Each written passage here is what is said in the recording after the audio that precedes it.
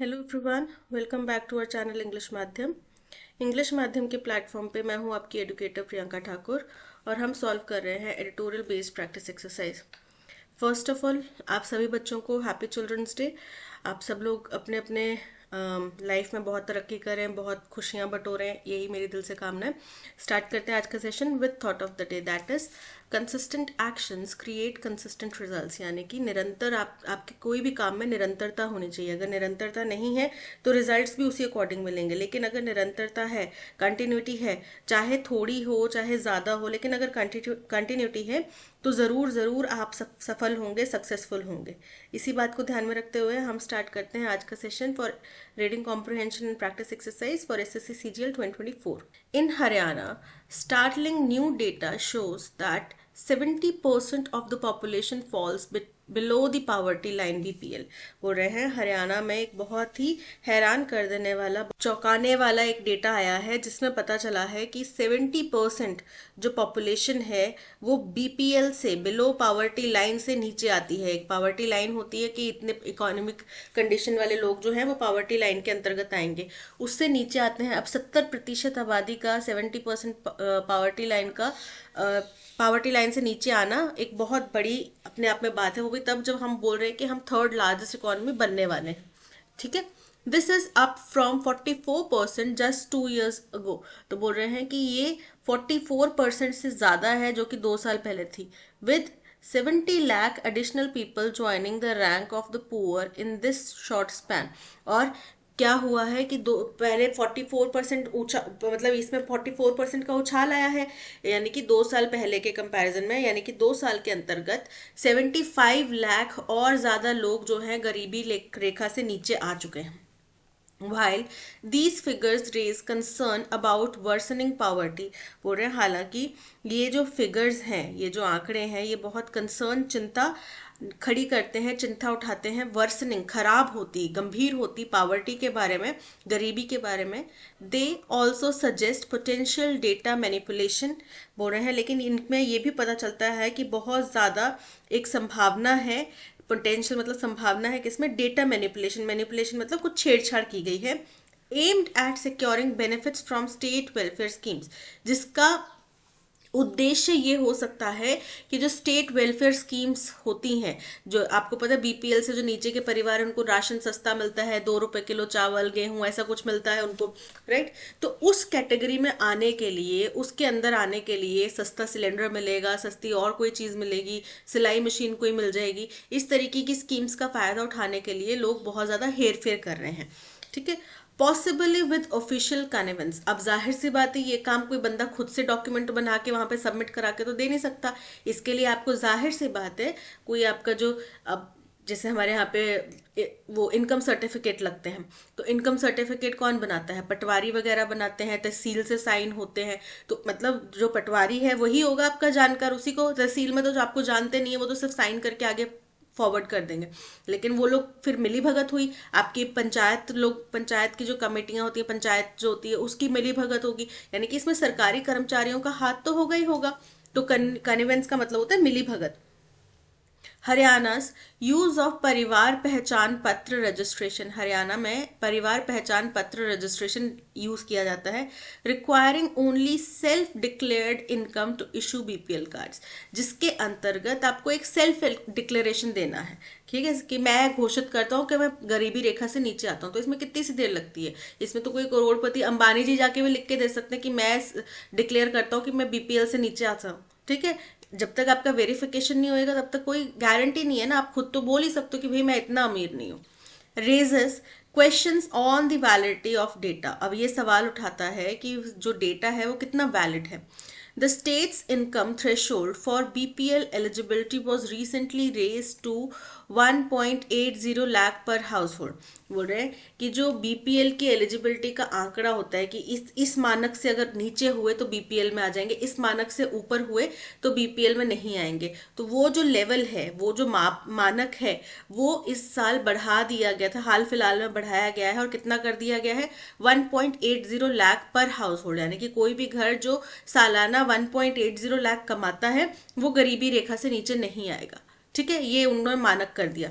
It lacks robust verification, लेकिन robust मतलब मजबूत, वेरिफिकेशन मतलब जांच पड़ताल, तो यहाँ पे कोई भी वेरिफिकेशन का, जांच पड़ताल का कोई मजबूत तरीका नहीं है।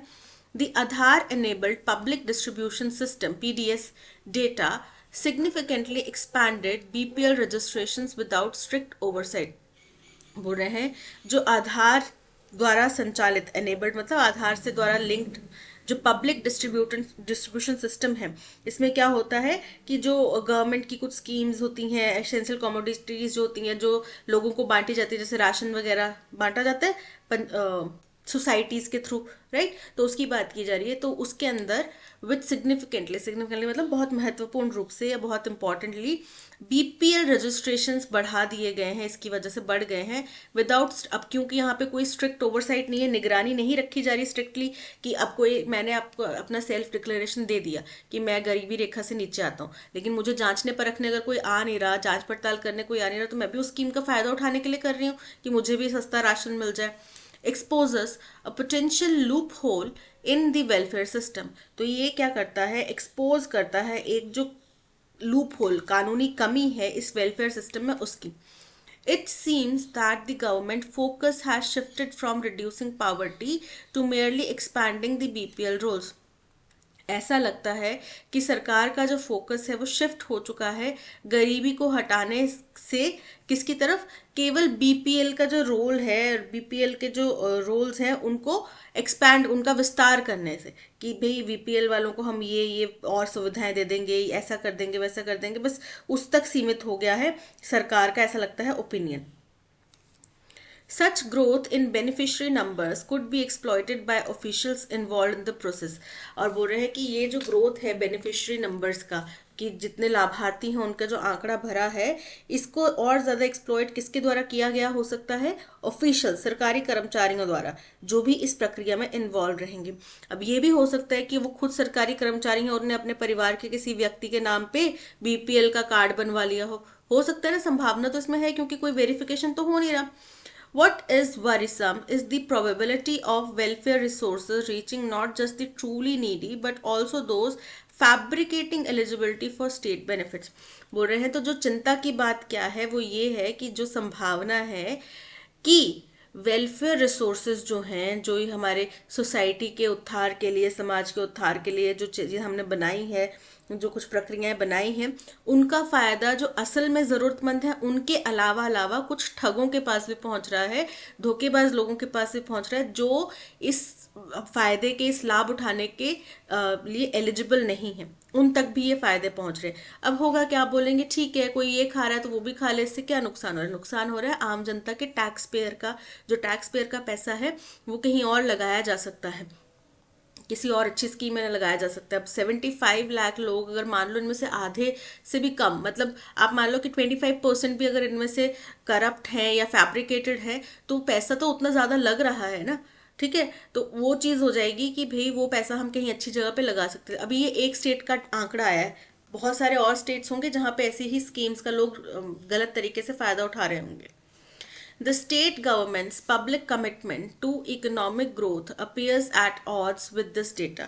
तो अब जो स्टेट गवर्नमेंट है उसका जो पब्लिक जनता के प्रति कमिटमेंट है, प्रतिबद्धता है, किसके बारे में, इकोनॉमिक ग्रोथ के बारे में, वो ऑड्स पे दिखती है। एट ऑड्स मतलब वो विपरीत जाती है, अगर ये डेटा देखें तो उससे बिल्कुल अलग होती है। स्टेट गवर्नमेंट का जो कमिटमेंट है, वादा है कि हम इकोनॉमिक ग्रोथ कर रहे हैं या करेंगे, तो फिर उससे तो बिल्कुल विपरीत हो जाता है, क्योंकि अगर इतने लाख लोग बढ़ गए हैं, 75 लाख लोग बढ़ गए हैं बीपीएल में, तो डैट मीन्स आपकी इकोनॉमिक ग्रोथ कहाँ हो रही है।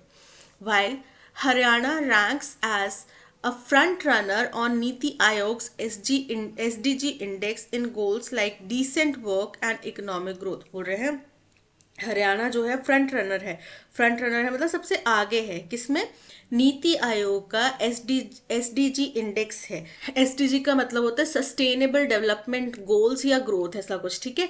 Index sustainable development growth index जो है उसके अंदर सबसे आगे कौन है, हरियाणा है। और कैसे गोल्स रखे गए हैं कि डिसेंट काम हो, इकोनॉमिक ग्रोथ हो, इस तरीके के टारगेट दिए गए हैं। The sharp increase in the reported poverty figures contradicts these achievements. लेकिन अगर जो गरीबी रेखा में इतना तेज उछाल आया है पिछले 2 साल के अंदर, ये तो उनके इस बात से बिल्कुल पीछे हो जाते हैं कि भाई नहीं हो रहा, हरियाणा में डिसेंट वर्क नहीं मिल रहा, हरियाणा में इकोनॉमिक ग्रोथ नहीं हो रही। तो सरकार जो चीज़ बोल रही है कि भाई हमने ये अचीवमेंट किया है, हमने ये चीज़ हासिल कर ली है, या हमारे गोल्स ये हैं स्टेट के प्रति, वो तो दिखते हो नहीं रहे, लग नहीं रहा कि ऐसे हो रहे हैं, कंप्लीट हो रहे हैं। The manipulation of BPL data also paints a misleading picture of the state's progress.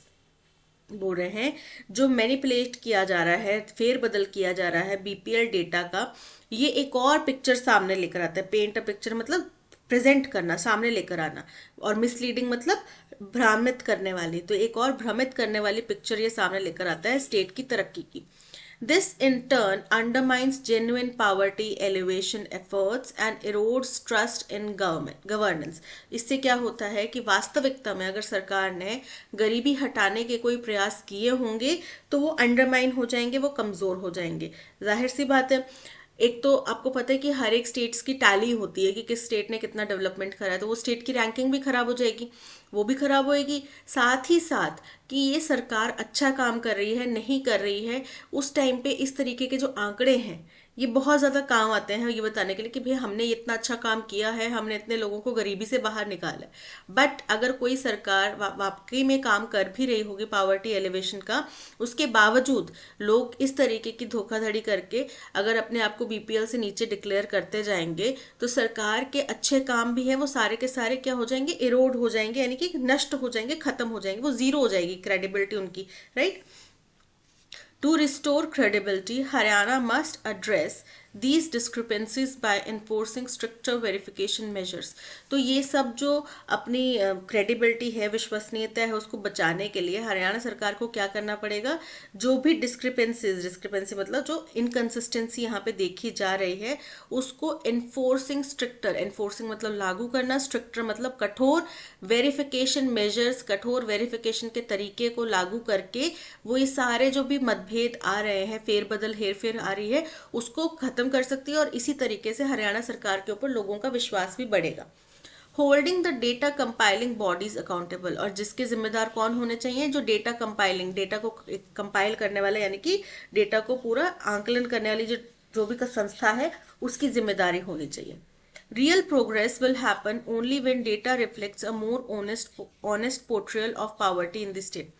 असली वास्तविकता में तरक्की तभी होगी जब एक अच्छा डेटा जो है वो दर्शाया जाएगा, दिखेगा, और जिसमें ऑनेस्ट गरीबी का एकदम वास्तविक रूप दिखाया जाएगा। वास्तविकता में गरीबी कितनी है, कितनी नहीं है, कितनी कम हुई है, कितनी बड़ी है, वो डेटा अगर वास्तविकता का होगा तभी हम बात कर पाएंगे कि वाकई में स्टेट ने तरक्की करी है कि नहीं करी है, या जो हम इनको अभी तक सब्सिडीज दे रहे हैं या जो बेनिफिट्स दे रहे हैं क्या उनका फायदा हो रहा है या नहीं हो रहा है। तो ये था पैसेज, आई होप आपको समझ में आया होगा। बेसिकली हुआ क्या है कि हरियाणा में लोगों ने हेर फेर करके, हरियाणा का अभी डेटा आया है कि वहाँ पे बीपीएल की संख्या बढ़ गई है, 75% लोग बीपीएल के नीचे आते हैं। अब 75% लोग बीपीएल के नीचे आने में 2 साल के अंदर 40% का इंक्रीज हुआ है, ठीक है, 2 ईयर्स के अंदर में 40%, जिसका मतलब 2 साल में 75 लाख और नए लोग जो हैं वो बीपीएल के नीचे आ गए हैं। तो हम अगर ओवरऑल इंडिया की बात करें तो इंडिया में भी हम ये बात कर रहे हैं कि हमारी इकोनॉमी ग्रो कर रही है, ठीक है।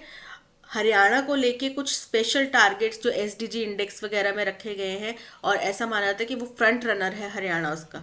तो अगर हम इस तरीके की इकोनॉमिक डेवलपमेंट की बात कर रहे हैं और उसके बावजूद 75 लाख लोगों का बीपीएल से नीचे आना, दो चीज़ें दर्शाते हैं कि या तो हमारे डेटा जो हम बोल रहे हैं कि हम 5th लार्जेस्ट इकोनॉमी बन गए हैं या हरियाणा में इकोनॉमिक डेवलपमेंट हो रहा है, या तो वो डेटा गलत है, या फिर ये जो डेटा आया है कि 75 लाख लोग बीपीएल से नीचे आ गए हैं ये गलत है। तो अब यहाँ पे उन्होंने जो दूसरा डेटा गलत हो सकता है उसके ऊपर इस वक्त राइटर ने कुछ नहीं बोला, राइटर ने उसके ऊपर पॉइंट आउट नहीं किया चीज़ों को। राइटर ने इस वक्त हमारा ध्यान केंद्रित किया है कि जो 75 लाख लोग बीपीएल के नीचे आए हैं 2 साल के अंदर, ये हॉक्स भी हो सकता है, ये एक फॉल्स डेटा भी हो सकता है, बिकॉज के क्योंकि हरियाणा में एक वेल वेरीफाइड सिस्टम नहीं है कि आप बीपीएल में आते हैं या नहीं आते हैं, उसको जांच करने का एक अच्छा प्रक्रिया नहीं है, सेल्फ डिक्लेरेशन से काम चल जाता है। तो इसमें से काफ़ी हद तक आंकड़ा जो होगा वो गलत होगा, ठीक है। और ऐसा नहीं है जो पुराना भी आंकड़ा होगा उसमें भी हो सकता है कि कई लोग अब बीपीएल से बाहर आ चुके हों, बट वो उसका बेनिफिट लिए जा रहे हैं, अभी भी कई स्कीम्स का बेनिफिट लिए जा रहे हैं, ठीक है। तो ये समस्या यहाँ पे राइटर ने उठाई है, ये समस्या की तरफ ध्यान केंद्रित किया। उन्होंने ये भी बात कही है कि ये काम अकेला बंदा खुद से नहीं कर सकता, इसमें जो ऑफिशियल्स हैं वो भी जिम्मेदार हैं, और सरकार को एक ऐसा स्टैंडर्ड डेवलपमेंट, एक स्टैंडर्ड वेरिफिकेशन सिस्टम बनाना चाहिए जिससे और ज़्यादा क्लैरिटी, और ज़्यादा ट्रांसपेरेंसी, और ज़्यादा अकाउंटेबिलिटी निर्धारित हो सके, ठीक है। चलिए अब चलते हैं, what is the tone of the passage. तो टोन ऑफ द पैसेज इस प्रक्रिया की क्रिटिकल है, क्योंकि उन्होंने बोला कि अगर हमारी वाकई में इकोनॉमिक डेवलपमेंट हो भी रही होगी तो वो भी सारे जो कार्य हैं, किसी सरकार के अच्छे कार्य हैं, उन्हें वाकई में अगर काम किया होगा वो सब नलिफाई हो जाएगा, जीरो हो जाएगा, ठीक है। और वास्तविकता में हम कितना डेवलपमेंट कर चुके हैं, नहीं कर चुके हैं, उस डेटा से हम बहुत परे रह जाएंगे रियलिटी से। तो ऑप्टिमिस्टिक नहीं है, कुछ पॉजिटिव नहीं निकल कर आया, इतने भारी मात्रा में लोग धोखाधड़ी कर रहे हैं तो इसमें पॉजिटिविटी तो नहीं है, क्रिटिकल है। बिल्कुल सही, option B is correct. Based on the passage, what can be inferred about the potential consequences of Haryana's reliance on self-declared income for BPL card issuance? बोल रहे हैं पैसेज के अनुसार क्या हम समझ सकते हैं कि हरियाणा जो सेल्फ डिक्लेयर्ड इनकम के ऊपर फॉर्म, जो सेल्फ डिक्लेरेशन दिया जा रहा है इनकम का बीपीएल कार्ड इशू करने के लिए, उसके ऊपर उनकी जो डिपेंडेंस है उसका क्या कॉन्सिक्वेंस हो सकता है। तो उसका कॉन्सिक्वेंस यही हो सकता है कि बीपीएल का आंकड़ा जो है, नंबर जो है बढ़ जाएगा, गलत लोग जो नहीं है बीपीएल के अंदर वो भी बीपीएल के अंदर में अपने आप को ले लेंगे, जस्ट बिकॉज उनको जो स्कीम्स हैं, गवर्नमेंट स्कीम्स हैं जो बीपीएल बिलो पावर्टी लाइन लोगों की मदद के लिए हैं, या उनके अपलिफ्टमेंट के लिए कह सकते हैं, उनकी मदद के लिए कह सकते हैं, वो उन स्कीम्स का फायदा वो लोग भी उठाना चाहेंगे। और जिससे होगा क्या कि जो टैक्स पेयर का पैसा है वो और प्रभावशाली इफेक्टिव स्कीम्स के लगने की बजाय सिर्फ इसी बीपीएल को टारगेट को कवर करने में ही जाता रहेगा। It may lead to an accurate representation of poverty levels. कैसे होगा, जब गलत लोग भी इसमें आएंगे तो एक्यूरेट तो हो ही नहीं सकता वो data. It could result in inflated BPL numbers due to lack of verification. बिल्कुल करेक्ट है, आंकड़ा जो है वो बढ़ा चढ़ा के दिखेगा। According to the passage, what recent change did Haryana make to the income threshold for BPL eligibility?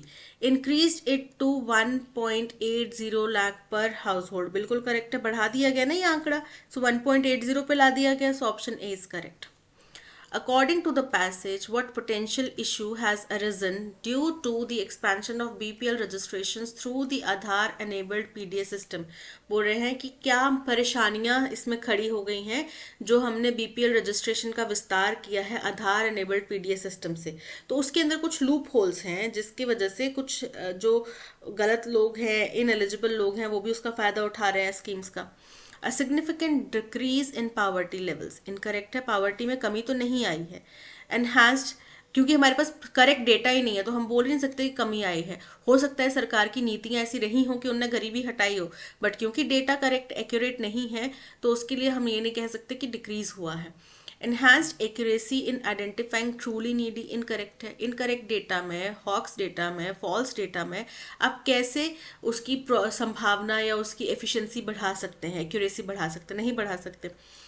A loophole allowing ineligible individuals to receive benefits, बिल्कुल करेक्ट है, इसमें एक लूप होल निकल कर आया है या कई सारे लूप होल्स निकल कर आए हैं जो कि इनएलिजिबल लोगों को भी इन स्कीम्स के फायदे लेने के लिए प्रेरित कर देता है या उनको क्वालिफाई कर देता है। एरोड्स का नियरली ऑपोजिट यानी कि एरोड्स का एंटोनिम बताना है हमें। एरोड का मतलब होता है किसी चीज को खत्म कर देना, किसी चीज को डिमिनिश कर देना। फोर्टिफाइज, फोर्टिफाइज मतलब मजबूत करना। तो क्या हो गया option A, fortifies is the correct antonym for erodes. Big data has inundated the education industry. It has transformed it by leaps and bounds. Big data जैसे मशीन लर्निंग और ये सब चीज़ें ना, उसमें एक टर्म आती है बिग डेटा। अब इनंडेटेड कोई वर्ड नहीं होता, इनंडेटेड होता है। इनंडेटेड का मतलब होता है बहुत सारी चीज़ों से भर दिया हुआ, बहुत ज़्यादा ओवरवेलमिंग, बहुत ज़्यादा इमोशन से भरा हुआ। ठीक है, तो बिग डेटा जो है एजुकेशन इंडस्ट्री में एक इनंडेशन की तरह है। ठीक है, यानी कि इसमें बहुत ज़्यादा इंफॉर्मेशन आई है। इट हैज़ ट्रांसफॉर्म, इसने पूरे के पूरे सिस्टम को बहुत ज़्यादा लीप्स एंड बाउंड्स से ट्रांसफॉर्म कर दिया है। तो इनंडेटेड की स्पेलिंग इनकरेक्ट है, इनंडेटेड नहीं होता, INUNDATED, इनंडेटेड। ठीक है, इनंडेटेड ऑप्शन बी में एरर है। I had heard of hen-pecked husbands and now I felt that I saw one. hen-pecked husband का मतलब होता है कि वो पति जिसके ऊपर अत्याचार हो रहा हो पत्नी की तरफ से। ठीक है, तो बोल रहे हैं राइटर जो भी हैं वो बोल रहे हैं कि मैंने hen-pecked husbands के बारे में सुना तो था, लेकिन आज अब मैंने ऐसा एक देख भी लिया। तो hen-pecked husband का मतलब क्या होता है?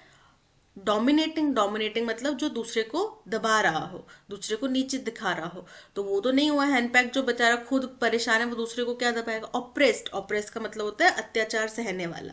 So option B is correct. Mister Ali shop is further to the hospital. यहाँ पे डिस्टेंस की बात कर रहे हैं कि उनकी जो शॉप है वो हॉस्पिटल से और आगे है। ये हॉस्पिटल है, यहाँ पे जो व्यक्ति है वो चल रहा है, बोल रहा है कि इस हॉस्पिटल से और आगे है मिस्टर अली की शॉप, यहाँ पे उनकी शॉप है। ठीक है, तो फर्दर का मतलब होता है जब आप एक सीरीज में चल रहे हो कि ABCD, आप सीरीज में कुछ काम कर रहे हैं कि मैं इसके बाद ये करूंगा, इसके बाद ये करूंगा, तो नाउ नेक्स्ट फर्दर जो अब आपने अगला काम करना है, जो नेक्स्ट आगे काम करना है, इसके आगे जो करना है वो होता है फर्दर। लेकिन जब आप डिस्टेंस की बात करें तो फार्दर आता है, FARTHER, फार्दर। ठीक है, तो फार्दर टू नहीं आएगा, फार्दर फ्रॉम आएगा। इस फार्दर टू इनकरेक्ट है, इस फार्दर फ्रॉम ऑप्शन ए में एरर है। The statistical study of human population, जो हम इंसानी पॉपुलेशन की स्टडी करते हैं, आंकड़ा करते हैं, उसको क्या बोलते हैं? इंडिया का इस वक्त सबसे ज्यादा क्या है? Demographic dividend. तो डेमोग्राफी क्या हुआ? ह्यूमन पॉपुलेशन की study. Photography, photography photo click करना। ठीक है, वो फोटो की जो आर्ट है क्लिक करने की वो। एस्ट्रोनॉमी, एस्ट्रोनॉमी जो तारों का जो हमारा सोलर सिस्टम है इस सब का जो विज्ञान होता है। पेलियोग्राफी, पेलियोग्राफी होता है जो ओल्ड एंड हिस्टोरिकल राइटिंग्स होती हैं जो हड़प्पन सिविलाइजेशन की या फिर जो हमें इजिप्ट के पिरामिड्स में मिलती है राइटिंग्स, उनकी स्टडी को बोलते हैं पेलियोग्राफी। तो option C demography is correct. A lot my daily routine, a lot मतलब बहुत ज़्यादा, माई डेली रूटीन मेरा डेली का रूटीन, आई हैव मिस्ड मैंने मिस किया, सिंस माई रिटायरमेंट जब से मैं रिटायर हुआ हूँ, एट दी वर्क मेरे काम की जगह में। तो अब ये कोई व्यक्ति हैं वो रिटायर हो चुके हैं और वो रिटायरमेंट के बाद से अभी तक का जो उनका वर्क प्लेस का रूटीन, रिटायरमेंट से पहले जो उनका वर्क प्लेस का रूटीन था डेली का, उसको बहुत मिस कर रहे हैं। ठीक है, यही बना तात्पर्य। तो क्या हो जाएगा? आई हैव मिस्ड, सी हमारा फर्स्ट स्टेटमेंट होगा। आई हैव मिस्ड, क्या मिस कर रहे हैं? माई daily routine, daily routine miss कर रहे हैं। कहाँ पे? एट वर्क प्लेस, घर का डेली रूटीन नहीं, ऑफिस का डेली रूटीन वो मिस कर रहे हैं। अलॉट, बहुत ज्यादा मिस कर रहे हैं। ठीक है, कब से? जब से मैं रिटायर हुआ हूँ तब से। तो I have missed my daily routine at the work place a lot since my retirement. See हमारा फर्स्ट स्टेटमेंट होगा, केवल ऑप्शन बी में आ रहा है, option B is correct, CBAD। She was foolish enough to think that she be completely safe now. Was बोल रहे हैं पास, यानी कि पास की घटना हो चुकी है। ठीक है, नाउ बता रहा है कि अभी की कोई बात है, यानी कि किसी लड़की के बारे में बात की जा रही है कि वो जिस टाइम पे की ये बात व्यक्ति बता रहा है उस टाइम पे वो सोच रही थी कि अब मैं सेफ हूँ। वही उसने बताया कि वो बहुत ही फूलिश थी कि उस टाइम पे वो ये सोचने लगी कि वो अब सुरक्षित हो गई है। ठीक है, तो स्टेटमेंट किस में आ रही है? प्रेजेंट टेंस में आ रही है। ठीक है, तो वो व्यक्ति अभी कोई बात बता रहे हैं, पीछे पहले कोई घटना हुई है उसकी। तो she was foolish enough to think that she, और नाउ बता रहा है अभी की बात, is completely safe now, option A is correct. Were past की होगी और वर में प्लूरल आएगा। हैव बीन कंप्लीटली मतलब होती आई है कंप्लीटली सेफ। हैज बीइंग भी नहीं आएगा, क्या आएगा? Is completely safe, option A is correct. It rain a lot in this part of the country. जब हम प्रेजेंट सिंपल टेंस में बात कर रहे हैं तो सब्जेक्ट क्या होगा, सिंगुलर होगा। सिंगुलर सब्जेक्ट के साथ में जो हमारा वर्ब है उसमें क्या आएगा, या तो एस आएगा या ई एस आएगा। तो it rains a lot, it rains a lot in this part of the country, option A is correct.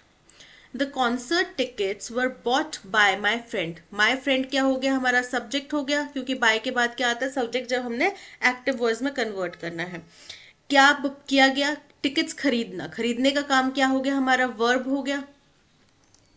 किसकी टिकट्स खरीदी हैं, कॉन्सर्ट की टिकट्स क्या खरीदी हैं, तो ये हमारा हो गया क्या, ऑब्जेक्ट। अब जब हम एक्टिव वॉइस में लिखते हैं तो subject plus verb plus object, इस पैटर्न में आता है। सब्जेक्ट पहले लिख दो, माई friend bought the concert tickets.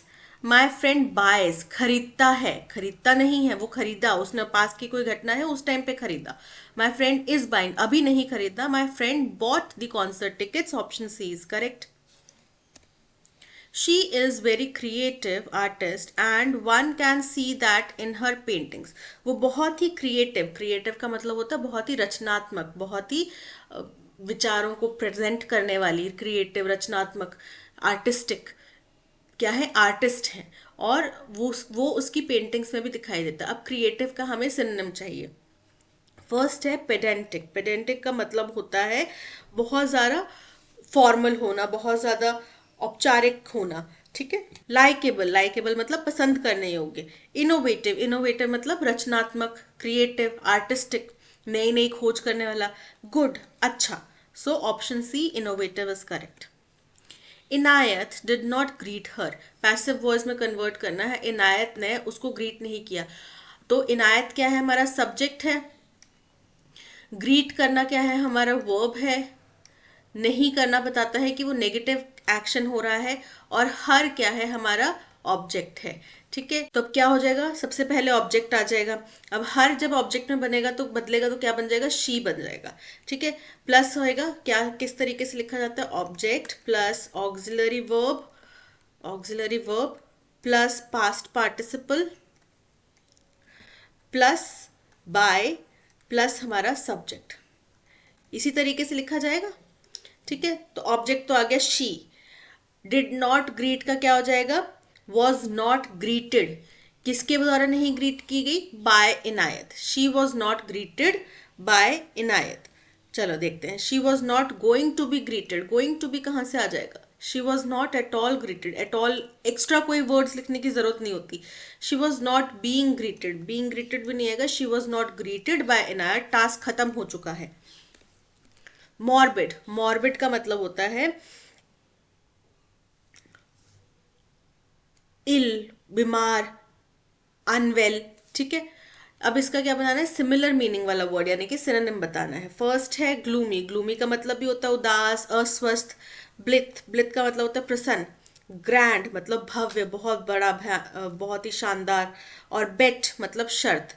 तो यहाँ पे option A gloomy is correct. I love the stunning view of the mountain, मुझे माउंटेन का खूबसूरत नज़ारा बहुत पसंद है। अब स्टनिंग का एंटोनिम क्या हो जाएगा, फर्स्ट है टॉक्सिक, टॉक्सिक का मतलब होता है जहरीला। म्यूंडेन मतलब बोरिंग। सुपरफ्लुअस, सुपरफ्लुअस का मतलब होता है जो अनावश्यक है, उसकी जरूरत नहीं है। और स्मैशिंग मतलब शानदार। तो यहाँ पे स्टनिंग मतलब बहुत खूबसूरत, बहुत ही नायाब, अद्भुत, और म्यूंडेन मतलब बोरिंग, वही monotonous. So option B mundane is the antonym for stunning. Hinder, hinder का मतलब होता है रोकना, किसी चीज में बाधा डालना। अब एंटोनिम क्या होगा, फर्स्ट है प्रेज, प्रेज मतलब तारीफ करना। जॉय मतलब खुशी, ब्लॉक मतलब रोकना। फैसिलिटेट, फैसिलिटेट मतलब किसी चीज को बनने में मदद करना, किसी चीज के होने में मदद करना, यानी कि मदद करना जो है। अब हिंडर रोकना, और ये मदद कर रहा है, सो ऑप्शन डी क्या होगा, एंटोनिम होगा। In industries, it is very common to observe that people show undue favor to one's own relative during the hiring process. One word substitute करना है। क्या होता है जब आप अपने किसी रिश्तेदार को, आप किसी चीज में, आप जिस फील्ड में हैं उसी फील्ड में अपने किसी नीस, नेफ्यू, मामा, भांजा, किसी को भी आप फेवर देते हो, तो उसको कंगना रनौत ने क्या बोला था, नेपोटिज्म। फर्स्ट टाइम ये वर्ड हम सब लोगों ने कहाँ सुना था, कंगना रनौत के मुंह से, नेपोटिज्म। नेपोटिज्म मीन जब आप अपने किसी रिश्तेदार को अनड्यू एडवांटेज देते हैं, फेवर करते हैं। लिबरलिज्म, लिबरलिज्म क्या होता है? उदारवाद, जो डेमोक्रेसी की तरफ या फिर सिविल राइट्स की तरफ या फिर डेवलपमेंट बोल लें या फिर बोलें कि जो फॉरवर्ड मूविंग जो सोच है उसको लिबरलिज्म बोला जाता है। रेसिज्म, रेसिज्म जब आप नस्लवाद करते हैं, किसी के रंग, जाति, प्रजाति, नस्ल भेद के ऊपर टिप्पणी करते हैं, उसके अकॉर्डिंग उसके प्रति व्यवहार करते हैं, वो रेसिज्म हो गया। कम्युनिज्म, कम्युनिज्म मतलब साम्यवाद, साम्यवाद क्या होता है? एक ऐसा समाज जहां पे कुछ भी आपका पर्सनल नहीं है, समाज का है, वो हो गया कम्युनिज्म। और नेपोटिज्म मतलब अपने किसी रिश्तेदार वगैरह के पक्ष में undue advantage. Option D is correct. Correctly spelled sentence बताना है। द एथलीट्स के स्पेलिंग इनकरेक्ट है। The athletes achievements are impressive, impressive की स्पेलिंग इनकरेक्ट है। द एथलीट्स अचीवमेंट्स, अचीवमेंट्स की स्पेलिंग इनकरेक्ट है। The athletes achievements are impressive बिल्कुल correct है, option D is correct. Recently, the dash of heart attacks in young Indians dash increased tremendously. हाल फिलहाल में जो heart attacks युवा हिंदुस्तानियों में हो रहे हैं उसकी संख्या है बहुत तेजी से बढ़ी है। ट्रिमेंडसली मतलब काफी भारी मात्रा में। Doctors are surprised to note that young men and women with seemingly healthy lifestyle are suffering deadly heart attacks. Doctors ये बात को जान के बड़े ही सरप्राइज्ड हैं, चौंक चुके हैं कि युवा पुरुष महिलाएं जो हैं बहुत हेल्दी लाइफस्टाइल भी जो जीते हैं वो भी काफी खतरनाक हार्ट अटैक से शिकार हो पा रहे हैं। Dash diet and exercise play a dash role in persons overall wellbeing बोल रहे हैं। अब ये हालांकि की बात हो सकती है कि हालांकि ये दो चीजें जो है डाइट और एक्सरसाइज जो है इंसान की ओवरऑल सेहत के ऊपर काफी बड़ा रोल प्ले करती है। Dash mental health is also a valuable factor, लेकिन जो मेंटल हेल्थ है वो भी एक वैल्यूएबल फैक्टर है, वो भी एक इंपॉर्टेंट पहलू है। The dash urban lifestyle is causing anxiety and depression, तो अनसोशल हो सकता है क्योंकि हमारा जो अर्बन लाइफस्टाइल है उसमें हम लोग ज़्यादा घुलते मिलते नहीं हैं, या फिर सेडेंट्री हमारा लाइफस्टाइल होता है, या फिर हम ज़्यादा लोगों के साथ में अपनी बातें शेयर नहीं करते, अपने अपने में रखते हैं। ठीक है, 4 जनों का परिवार तो 4 जनों का परिवार। गांव में क्या होता है? पूरा गांव हमारा परिवार। तो बोल रहे हैं इसकी वजह से क्या हो रहा है? एनजाइटी और डिप्रेशन जो है वो बढ़ रहा है यंग इंडियंस में, which may be a major factor behind the increase number, जो कि हो सकता है कि एक बड़ा कारण हो इस बढ़े हुए नंबर के पीछे।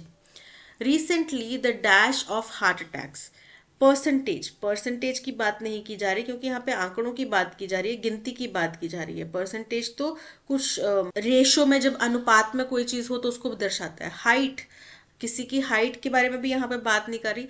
नंबर ऑफ हार्ट अटैक्स, तो जितनी संख्या बढ़ी है हार्ट अटैक्स की उनकी बात कर रहे हैं।